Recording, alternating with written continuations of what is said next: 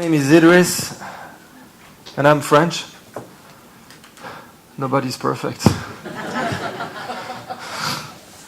A third of you is French, right? You may leave now. All right, let's get started. You've seen that before, right? This is the new Apple headquarters. It's larger than the Pentagon. Right? It cost them $5 billion. It shows how rich they are. This is prosperity. See, prosperity at its best.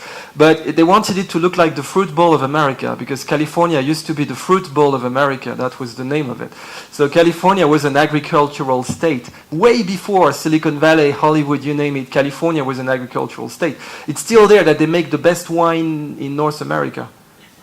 You have to do it fast. Right. So, all right. When Apple calls their bank, because I'm talking about prosperity now, when Apple is calling their bank to ask how much cash they have, what do you think the bank answers? The bank is going to answer, your account is credited with the GDP of Qatar plus the French defense budget. And when I say that in America, they go, wrong example. So that's going to be $250 billion, bitch. And okay, they started in a garage. That's an inspiration of the Apple headquarters. This is Baghdad. This is Baghdad at the time of Charlemagne. It was the Silicon Valley of its time. What you have to see of this beautiful city is that they put nature at the very center, right? So it's in the middle of the desert. Nature is rare, so you have to preserve it. They put nature at the center, and they were the richest city of the time. They were extremely, insanely rich, but this is Baghdad before the oil. This is Baghdad before the oil, right? And Baghdad before the oil was way richer, more influential than Baghdad after the oil. So they were not digging the ground. They were digging the sky. They were the world capital of astronomy. Now, when you're digging for the ground, at some point you reach the bottom. But when you're digging the sky, when do you reach the bottom, right? You didn't ask yourself this question this breakfast, it seems.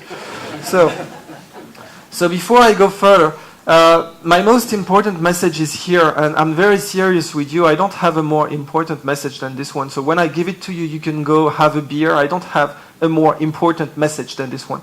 And this message is that any revolution in the history of mankind, be it philosophical, technical, political, religious, you name it, if it's a revolution, it always systematically goes through 3 stages. First, it's considered dangerous. Then first it's considered ridiculous, ridiculous, dangerous, and then self-evident. Ridiculous, dangerous, self-evident. Take the right to vote for women, for example. Yeah. In a room, statistically, you always have some guy who's going to go, it's still ridiculous today. Okay, you can find rotten tomatoes under your seat if you need them. But let's face it, the French Revolution, Declaration of Human Rights, actually it was called man's right, des droits de l'homme, all right? So how about women? Oh, come on, let's be serious. So it was completely ridiculous. Then 100 years later, it's dangerous. Who's going to look after the kids? So suffragettes, they are tortured, psychiatrized, and killed. And today, women can vote. And so what? It's completely self-evident. So you see, it always goes through these 3 stages. I mean, let's abolish slavery. Ridiculous, dangerous, self-evident. The earth is round. Ridiculous, dangerous, self-evident. The earth revolves around the sun. Ridiculous, dangerous, self-evident. Electricity, fast trains, fast internet, computers, right? This computer has more computing power than the NASA in 1968. And, well, this would have been considered completely ridiculous if I had told so to a NASA engineer at the time. Now it's in my pocket. That might be considered dangerous. You've seen the cyber attacks going on at the moment. So, this is so true that if an idea doesn't go to ridiculous, is not considered ridiculous, it is not a revolution. The reverse is not true. Right? Any revolution has to be called ridiculous at some point, but not any bullshit idea is a revolution. Right? So when you're making decisions, when you're politicians or a manager, it's very hard to separate between revolutions and chemically pure pieces of bullshit. Right? I see by your faces that you're handling them every day. So, okay, the point is that really, the Sufis say the diamond is smaller than the mine. Okay, the diamond is a revolution. The mine is the set of all stupid ideas. Now, if you want to find diamonds without going to the mine, you have to go to the jeweler, right? But you're not the one who's going to make money out of it. So for revolutions, it's the same. If you want to make money out of revolutions, you have to pick them up when they're in the mud, right? So not any stone contains a diamond, but all diamonds come in a stone. That's how it goes. So don't think that revolutions, they look like clean-cut diamonds, because they never do. They always sound ridiculous at first. That's how they goes. Diamonds come in stones. Okay, now that you have that, of course, it's easy to figure out. Today, alternative current was considered dangerous, but now it's self-evident. Okay, that's easy, but considering ideas that are ridiculous today, and that could be self-evident, that's the hard thing. So let's do that. Let's start with the first one. Imagine an economy with infinite resource. Imagine an economy in which those who are in love have more purchasing power. Imagine an economy in which everybody has purchasing power at birth. Right now, what I'm telling you doesn't make any sense. I mean, if I came to your office and said, hey, I got a great idea, it's an economy where those who are in love actually have more purchasing power, you would go like, okay, I mean, leave me alone, I've got work to do, and you'd go, okay, just speak to the HR before you go. I mean, that could be helpful. But, okay, now I've got your attention, so let me try to convince you that the knowledge economy is all about that, right? The knowledge economy is actually not the most recent. You know, it's not the hype at all. The knowledge economy is the oldest. Human beings have been exchanging knowledge way before they exchanged currencies or wheat or olive oil. Knowledge economy has been around since forever. I mean, fire. When you exchange fire, you were exchanging knowledge, right? So knowledge exchanges have been predating material exchanges. It's just that we have a chimpanzee brain. Yeah, keep that in mind. We have a chimpanzee brain. Yeah, especially you, actually. No. Okay, that's a professional trick. You have to raise your finger this way. This way it's politically correct, right? You're not pointing at anybody in particular. This is done by professionals. Don't try to do it at home, all right? So we have a chimpanzee brain, meaning that we see the material world. We see the tangible world, right, first. The abstract world requires an effort. That's why abstract art is more painful to watch than figurative art. Right? Figurative art is easy. Abstract art is hard. Because our brain can do abstraction, but it's hard. So the non-material world, that's hard to grasp, but it's been around. You can't have an economy without knowledge. It's impossible. So the knowledge economy has always been there. Now, what's the good news about knowledge? Well, knowledge, just like bullshit, is infinite. That's a good news. Because it's hard to make money out of bullshit. There's a job called like that. It's called a congressman. This one's really painful when you say it's filmed, right? Hello? Anyway, the point is that knowledge is infinite. So, I mean, if you're drilling oil, at some point you can say, I have extracted all the oil in the world. That's not yet, but it is going to happen someday. But when can you see, I have drilled all possible knowledge? You can't say that, right? I have written all possible software. You can't say that either. Knowledge is an infinite thing, so you can't drill all of it. That's not possible. So, okay. Could we have infinite growth with knowledge? I mean, if our growth was not material anymore, if our growth was strictly, knowledge and wisdom, okay, it sounds utopic, but consider South Korea for a moment. South Korea exports more than Russia. Every year they export 100% more than Russia. When I started giving those talks, it was 20%. Now it's 100%. So South Korea exports more than the entire Russian Federation, twice more in fact. And they have, 3 times less population and 171 times less territory. Now the Russians, they have everything in terms of natural resources. They have oil, gas, wood, uranium, strontium, thorium, platinum, models, I mean everything you need. And they export less than the South Koreans. Now the South Koreans have absolutely no material resources, so they have a ministry of the knowledge economy. They were the first country in the world to have a ministry for the knowledge economy. And when this ministry wants to make robotics sexy, they make an amusement park. They call it Robot Land. And this is the symbol of it, Ubo Einstein. Now I love the Koreans because they're cultivating the sea. Now you see, they're cultivating the sea. They're the world leaders in that. Towards the oceans, we have an attitude of hunter-gatherers. We're still hunting in the oceans when you think about it. Most of what we do is hunting. Except that we do massive hunting, right? And that's stupid because we're the 21st century. We should be thinking about how the fish reproduce and where they reproduce so we could protect these areas. It's been proven to work quite well. But most fishermen don't even know where the fishes actually reproduce. And in 2017, that doesn't make any sense. So That's what the Koreans do so far. Absorbing a lot of carbon, in fact. I could go further in that. It's not only for biogas, they're doing it for food as well, and for human food, in fact. So, okay, this little cute equation represents how we drill for knowledge.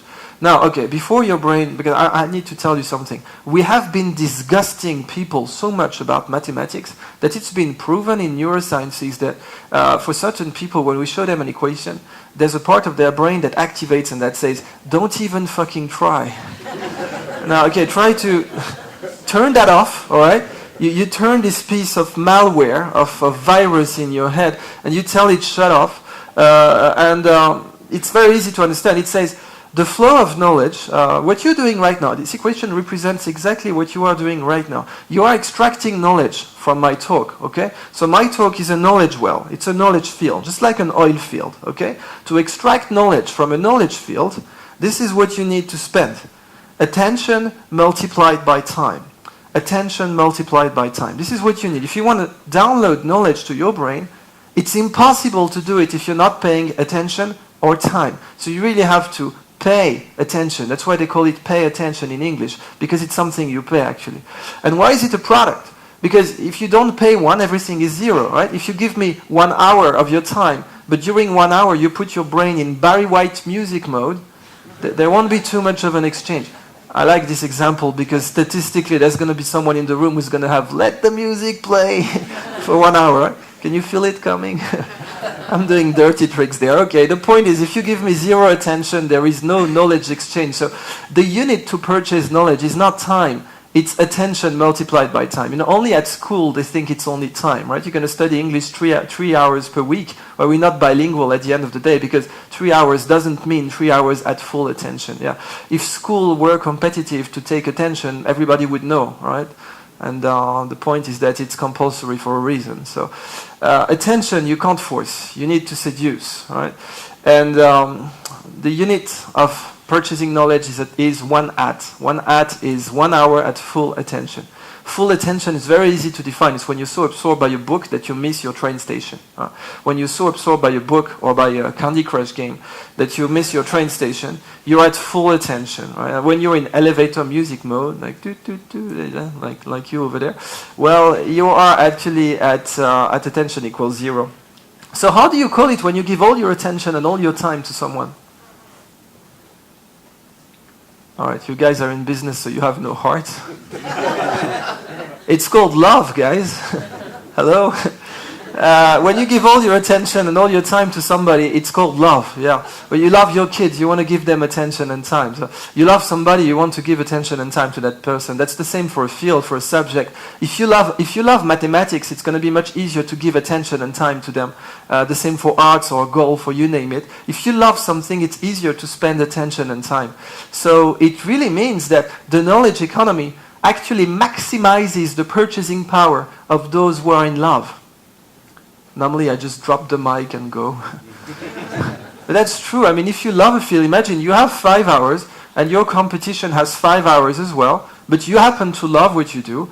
Well, actually, those 5 hours are going to be 5 at for you, but for the competition, they're going to be like 2 ats because their attention won't be able to sustain a high rate for 5 hours. See what I mean? So I'm really talking about a mathematical definition proof of that love makes you more competitive. So that's quite nice. I mean, okay, just before love, you have addiction. Because any love is addictive, but not any addiction is love.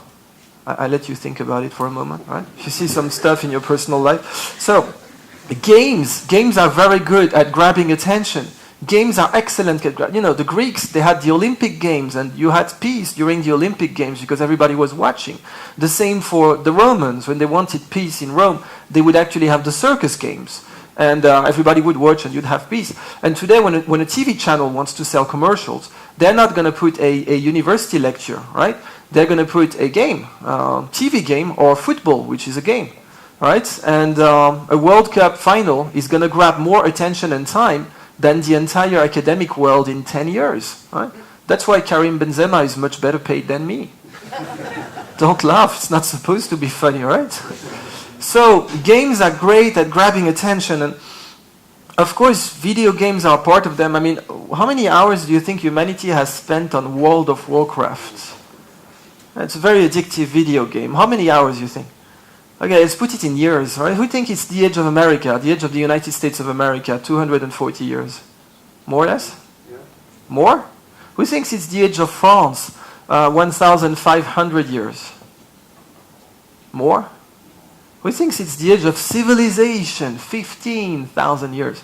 Because yes, although the French might disagree, the age of civilization is in fact older than that of France. When I give it in the United States, this one, I've got a standing ovation up front. All right, so more than 15,000 years, you think? All right, feast your eyes. 7 million years, from 2004 to 2014 only. That's 50 times all the hours worked at Apple computers since 1976. And I'm talking even about their subcontractors. So if you counted all the hours worked at and for Apple since 1976, it would be 1/50th of the time you can mobilize on World of Warcraft in just 10 years. And I'm talking about ads there, because when you're in front of video game, you give all your attention, right? Whereas at the office, it's not quite the same, right? I see some people go like, no, not at all. Right? Don't know what you're talking about. So, okay, this is a cute little bird. It's called the gardener's bird, and when it's in love, it constructs elaborate nests. And I'm showing you this bird because it shows that when you love your job, you're more competitive. This bird is in love, and this bird is going to build this complex nest. It's in Australia. It's got a blue feather on its shoulder, and it's going to amplify that blue feather by putting blue things all around to show how blue it can be. And this phenomenon of amplifying your sexual attractiveness also exists in human beings. You're really wondering how this is going to end, right? Actually, this is the suit, right? You see the suit, it increases your V shape, right? So the point of wearing a suit is that it has those shoulders, they're made of foam, they're made of plastic. It's like a wonder bra for guys, right? You're never going to see a suit the same way, right? Amplifying masculine traits, we all do that. And this bird does it. So, okay, why am I showing you this little bird? First, it wants to get the ladies, right? You don't want to laugh at this one, right? You guys don't want to laugh at this joke at all. It wants to get the ladies. That's why it's putting those banknotes and those cute little blue things. But the point there is that, okay, the three aspects of love. When you're in love with what you do, you're going to be more precise. You're going to be more precise. Precision. You know, it takes a lot of precision to fetch those little bottle lids and all that. That's very precise for that bird. So you're going to be more precise. You're going to be more persevering. You're going to persevere more, right? Because if he doesn't get the lady, well, he's going to try with another one. This bird taught me so many lessons. And that's persevering. And, okay, there's risk-taking. You see, this nest is made at ground level. So that's risk-taking, right? So, precision, perseverance, risk-taking. This is what happens to your brain when you're in love. That's a good piece of news. The Japanese have a concept. They call it ikigai. Now, ikigai is when you do what you love, what the world needs, what you can be paid for, because there's nothing bad in that, and what you're good at. And once you've found all that, what the world needs, what you're good at, what you can be paid for, and what you love, then you have found your ikigai, which means reason for being. My point is that, you know, you were talking about purpose and performance, etc. Well, it's all that. I mean, if you're doing what you love, you're more productive. Because if you're aiming at productivity, you don't necessarily have fulfillment, happiness, right? Whereas if you're aiming at fulfillment, you have productivity. Any fulfilled person is actually productive in the eyes of society, but not any productive person is fulfilled. So our society, since the Industrial Revolution, have been targeting productivity. I mean, ask yourself that question, school. Is school for the gross domestic product or the gross domestic happiness? Well, you know the answer to that, right? So if we target fulfillment, we will have productivity. But if we target productivity, we don't necessarily have fulfillment. So that's the first thing I wanted to address there. We shouldn't oppose love and productivity. We should not, because they go together, in fact. And nature has been knowing that for quite a long time. You're more precise, persevering, and risk-taking when you do what you love. All right. There's a second lie I would like to address, which is a lie, of the Industrial Revolution. You know, since the Industrial Revolution, we've been thinking that nature and employment, you can't have both. Nature and employment, you can't have both. Where there is nature, there are no jobs. It's the country. And where there are jobs, you got no nature. It's the city, right? Well, this opposition is artificial. It's artificial, but we're still trapped in it. We still think that we can't have jobs and nature. So all the environmental debate, like why is Donald Trump leaving the Paris Agreement, and why is the Paris Agreement known as COP21, already remembered as that one COP that went between the 20th and the 22nd? That's because all those ecological talks are always about how many jobs do I lose, how much nature do I get? And we can't oppose the two, especially when there's a worldwide crisis and the young people don't have jobs. You can't say, I'm going to get nature, but I'm going to lose jobs. So you have to demonstrate, in an economic way, in a rigorous way, that jobs and nature actually go together. And the eco of economics is actually the eco of ecology. The origin of economics as a word is actually coming from the study of nature in the 18th century by the French economists. They call themselves this way. They call themselves the physiocrats as well, and they invented the word economics in their way of studying how nature produced wealth. So we shouldn't oppose ecology and economy at all. Now let's demonstrate that in a more rigorous way. Nature does it better. Nature is a library full of technical solutions. I said, okay, knowledge is more important than oil. South Korea demonstrated. South Korea exports more than Russia. Russia exports oil. South Korea exports knowledge. Now, Baghdad without the oil was actually richer than Baghdad after. Apple doesn't sell oil, they're richer than ExxonMobil. Facebook is actually worth 3 times total. Total sells oil, Facebook sells data. Okay, we know that knowledge is more precious than oil, and there is actually no country of which the economy is knowledge-based that's actually poorer than an economy of which the business is hydrocarbon-based. But once we know that, let's consider the fact that nature is the largest knowledge deposit in the world. You can't find a bigger knowledge field than nature.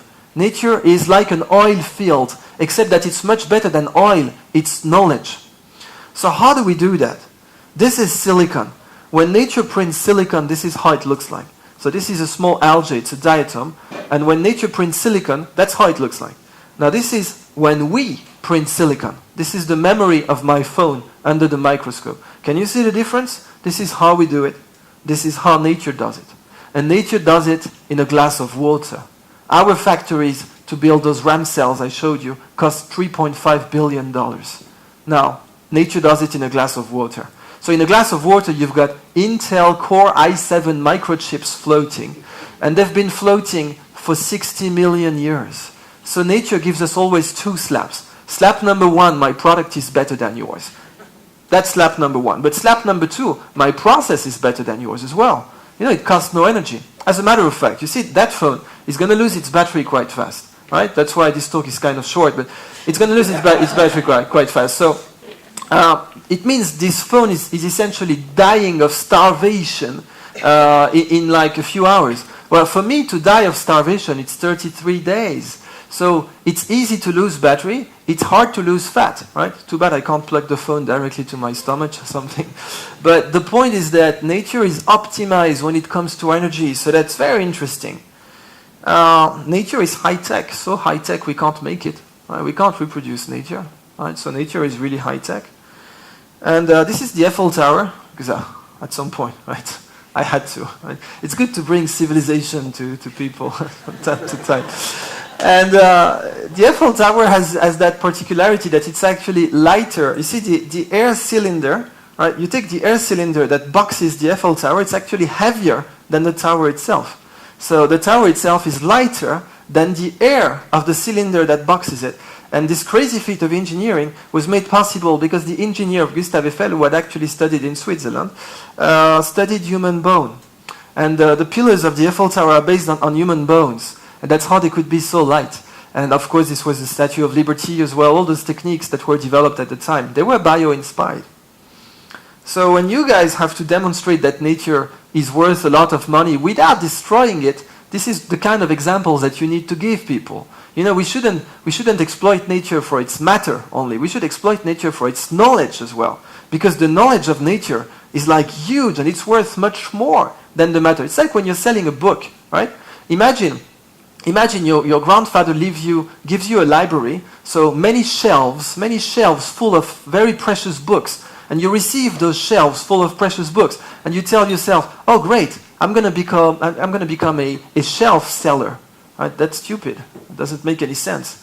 If you had many shelves with books on them, you should sell or rent the books. You should not sell the shelves. Nature is the same thing. It's a shelf full of knowledge. Now we exploit it for the shelf. That's stupid. The same, imagine if you received a work of art in a frame. You received like a Botticelli in a frame, and you say, oh great, I'm going to sell the frame. That's stupid. This is what we do with nature. So this little blob there, it's a mushroom. And this cute little mushroom is actually connecting trees. And they call it the internet of the forest. The internet of the forest, because it connects trees.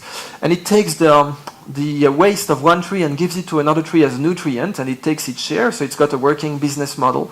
And it can, like that, construct distribution networks. So a professor at Oxford University, his name is Mark Fricker, put it on a map of Great Britain in a petri dish. So he puts the mushroom in London, and then puts sugar bits in the top cities. 48 hours later, he comes back and has a map of the British railway system, better than the existing map. Now, the existing map was 150 years, generations of engineers, 48 hours for a mushroom. So, nature is high-tech. I told you, nature gives us 2 slaps all the time. This mushroom is studied a lot. People call it the blob. Its real name is Fusarium polycephalum, but you don't want to know that. It's really interesting in the sense that it does beat us in some network computing tasks. So here's another example that I like. Let's talk about domesticating ecosystems. This British gentleman put one plant with water in a bottle 50 years ago, and it's still there. And it's completely closed. He has not opened it ever since. So with just the light and the cycle, he managed to domesticate the entire ecosystem. That's beautiful. And that's the idea. You know, agriculture has been about domesticating one plant only. You just domesticate one plant. You take it out of the food chain and you put it in a monoculture. But the future is to domesticate an entire ecosystem. That's much smarter, because this way you actually increase the value of the land. This guy, Wes Jackson, studied an old Indian agricultural technique, and what he's very proud of here is that he shows you a prairie plant, and he shows you that since the prairie plant, that one it's not an annual, it's a perennial. You've got sort of 2 kinds of agricultural crops, right? Annual, perennial. For example, grapes are perennials. They stay over many years, right? Wheat is an annual. You have to cut it every year and sow it again. Well, this one is an annual, but it can produce something like wheat. And it shows you the impact on the soil it has. Because here you see the tip of the iceberg, but you see the bottom as well. And you see how much impact it has on the ground. So it's increasing the value of the ground. When you plant perennial species, like grape again, you increase the value of your real estate as well. If you, for example, Krug Champagne, one of the best brands in the world, they purchase half an hectare in Reims, just half an hectare, a very small piece of land, and they put grape varieties there, and they didn't harvest them for 15 years. And now they're selling one wine, which is Clos d'Ambolet. It actually sells for $1,500 a bottle, and of course their piece of real estate has a value that's completely incredible. The idea is that if you want to cure the relationship between agriculture and land, you better think about the soil as well, right? What you're doing to the soil, not only the tip of the iceberg. So